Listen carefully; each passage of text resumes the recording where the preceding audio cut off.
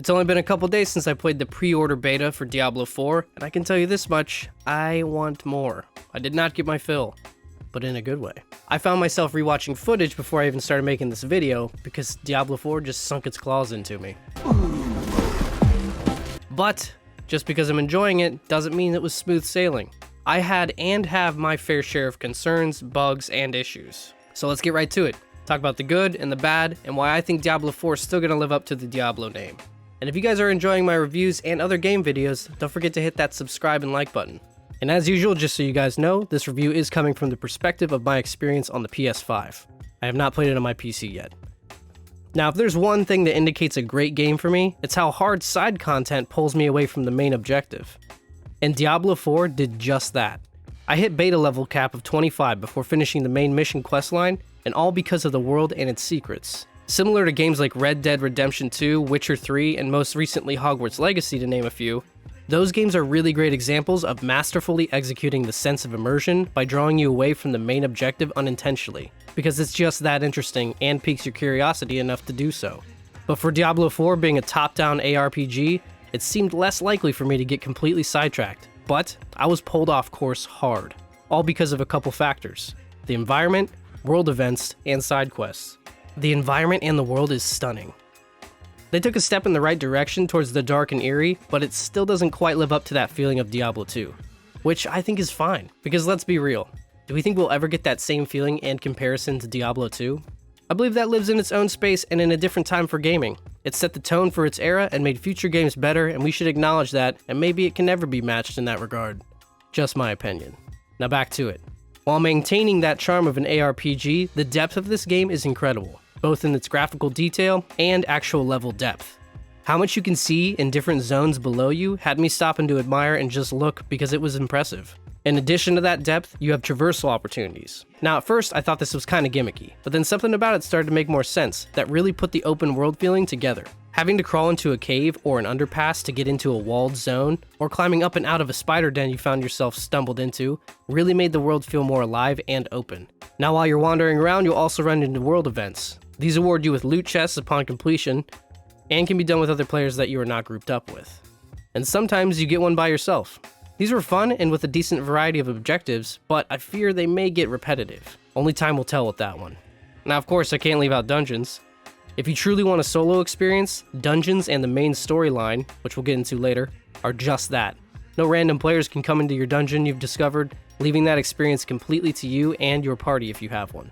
Now there are a few concerns with dungeon design, one of them being randomized layouts. It doesn't seem like we're going to be getting randomly generated layouts, which is a bummer. Instead we'll get modifiers with something called sigils, to change up what happens in the dungeon, such as different types of mobs, boss encounters, and events. There are supposedly over 100 different dungeons to explore, so that'll hopefully fill the new experience craving most of us have. But yet again, just another thing that only time will tell. Now let's dive a little bit more into gameplay and story. I tried all the available classes during this beta, the Sorcerer, Rogue, and Barbarian, but I couldn't stop playing the Barbarian.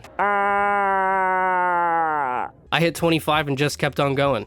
I really like the fact that you can customize your character this time around. It doesn't have too many customization options to take up your first play session, but enough to where you'll care about what they look like, and for good reason too. One of my favorite parts about this and the story is the inclusion of your character in the main story cinematics. Definitely a much welcomed addition to the franchise, and it's awesome. While the full story is yet to be seen, I feel more engaged this time around than in its predecessor Diablo 3. With more produced cutscenes and more dialogue, they definitely put more time into the story section. Now some of the dialogue can get a little bit wordy, and I found myself reading quickly sometimes to skip some and get back to slapping demons. But the voice acting is excellent, so it made it hard to not want to listen to the whole conversations. All in all, I was curious to find out what happens next, and even got a surprise twist I wasn't expecting that I really enjoyed. Definitely looking forward to more cinematics and to see how the story plays out. Now the gameplay is super smooth, and the collision and impact can really be felt with each hit. Plus pairing the sleek visuals to your abilities are really well done, and just adds to that feeling of impact. With talents, we get a skill tree this time around, but no perk points to spend on stats like strength, intellect, etc. Those all get applied through your gear, and I'm suspecting Paragon level as well, but we'll see. I don't particularly mind this, but I know some people like to have the ability to allocate those stats how they want, and I get it for sure. But I found myself way more focused on the skill tree and the build potential that comes along with that. With each skill having its own branching sections to modify skills, you can really become quite the buildologist, and make some pretty fun builds, especially when you combine them with the different affixes on legendary gear. I made a couple builds I would never have thought to try until I got a specific affix on a piece of legendary gear that completely changed up how I played.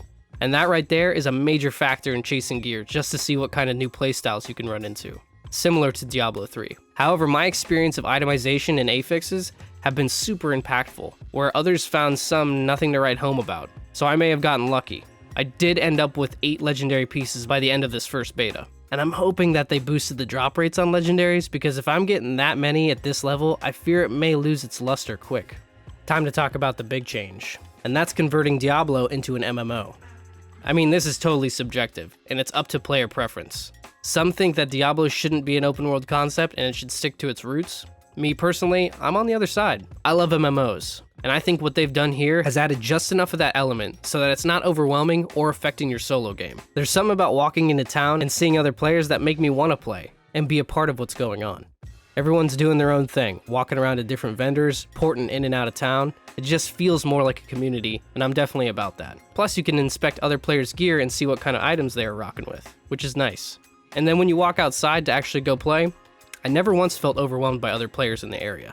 In fact, sometimes you can go a while without running into anyone. And when you get someone popping in on a world event or walk into one already in action, it feels fun to join in. I think they have the right amount of people allowed in any given zone, and I'm here for it. Because again, if you need solo content, there's plenty with dungeons and main storyline. And plus, the addition of a world boss, and hopefully more than one, is super fun. Just waiting around with 11 other people was a super fun experience with the anticipation of the countdown for the boss to spawn. I'm definitely excited to take another stab at Ashava in the open beta. Now, just for fun, before I wrap up, I thought you guys would find it interesting to hear about what kind of bugs I ran into. I, along with many other people, experienced disconnects, as well as long queue times and long loading screens. Now, from my experience, this subsided by day 2. The queues were almost non-existent for me, the long loading screens disappeared, and I wasn't getting disconnected anymore. So I think the response from the first day was pretty stellar. After all, this is a test. They're putting these servers to their limits to see what happens. I did have some interesting bugs that I ran into more than once. Right in the beginning, my map actually cut out to black in half of the area, and I couldn't move at all. I had to reset my game to fix that. I was also able to jump through walls from time to time, and then me and my buddy both experienced our characters becoming completely invisible. Bugs are expected, so we can only hope that those get fixed up. I really think they've got something great going here for the Diablo series. Making changes from Diablo 3 and bringing some elements back from Diablo 2, it feels like they get it, and they want to keep that charm, but also try to give us something new. My biggest concern is how endgame will go. Will there be enough to keep us occupied, or will it just feel like a constant gear grind? There's still so much for us to experience. I mean, we only got a taste of one zone and its starting features and systems. I'm looking forward to see what endgame has to offer, and very excited to see how the mounts and PvP zones feel. All in all, it's hard to deny that the gameplay and combat are addictive and fun, and exploring around the world is just as impressive. Let me know in the comments what your guys' experience were like, and you're just as eager to get in the full game like me, or you were left with a bad taste. As always, thank you guys for sticking around to the end, and I'll see you in the next one.